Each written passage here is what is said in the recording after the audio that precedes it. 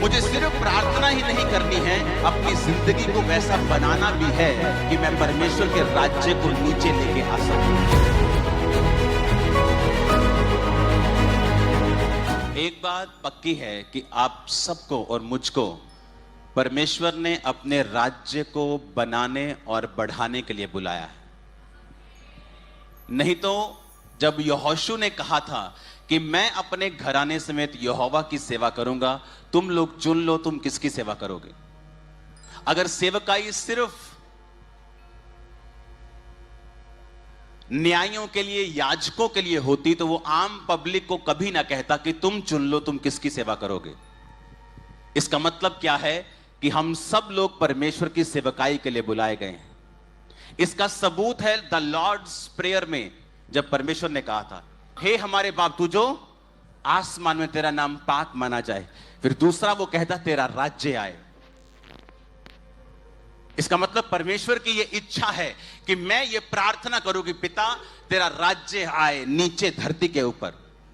इसका मतलब मुझे सिर्फ प्रार्थना ही नहीं करनी है, अपनी जिंदगी को वैसा बनाना भी है कि मैं परमेश्वर के राज्य को नीचे लेके आ सकूं। आमीन। अब परमेश्वर के राज्य को कैसे हम ला सकते हैं? हम एक पोजीशन पे नहीं हैं।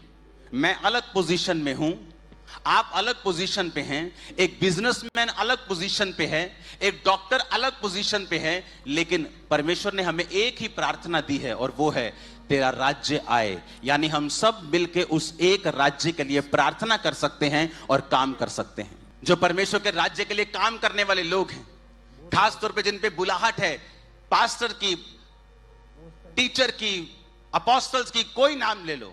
कैसे नेहम्याह ने परमेश्वर के राज्य को बनाया?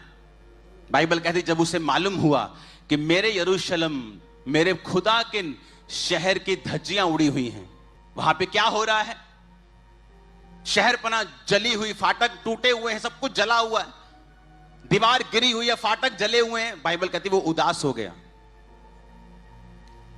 और वचन कहता है उसने राजा के सामने जाके प्रार्थना की। पहले परमेश्वर के सामने जाके प्रार्थना की, फिर राजा के सामने जाके रिक्वेस्ट की मुझे वहां जाना है। वहां गया। आपको क्या लगता है कि फाइनेंस की कमी थी वहां पे? एक शहर की ग्लोरी मिस थी। एक शहर की ग्लोरी कैसे होती है?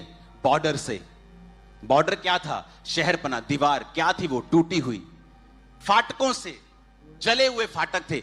परमेश्वर के शहर की ग्लोरी जीरो थी। किसी को कोई दुख, आपको लगता है फाइनेंस की वजह से था? अगर आप अपनी बाइबल को पढ़ें तो नेहम्याह के समय में बड़े रिच यहूदी लोग थे, वेरी रिच, जो अपने फाइनेंस को, अपने पैसों को ब्याज पर देते थे और बड़े बड़े बिजनेस करते थे, लेकिन कोई भी रिस्क लेने के लिए तैयार नहीं था, because everybody was busy in their own business. कि हमारे बिजनेस को कुछ हो ना जाए, सरकार के खिलाफ कुछ कहेंगे, मेरे बिजनेस को कुछ हो ना जाए। और परमेश्वर का राज्य सफर कर रहा था।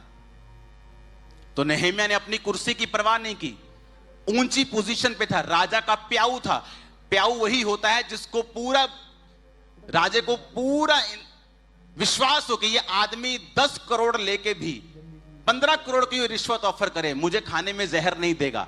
इतना वो पक्का होता है। और उसकी सैलरी बहुत बिग होती है, क्योंकि इतनी सैलरी वो दे देते हैं कि वो बंदा सोचे अगर कोई मुझे रिश्वत देता है राजे को जहर देके मारने की, तो उसकी सैलरी इतनी हो कि वो न्यूट्रलाइज हो जाए कि यार मेरी इतनी सैलरी है, मैं राजे के साथ वफादार रहूंगा, मुझे क्या जरूरत है तुम्हारे पैसे लेने की।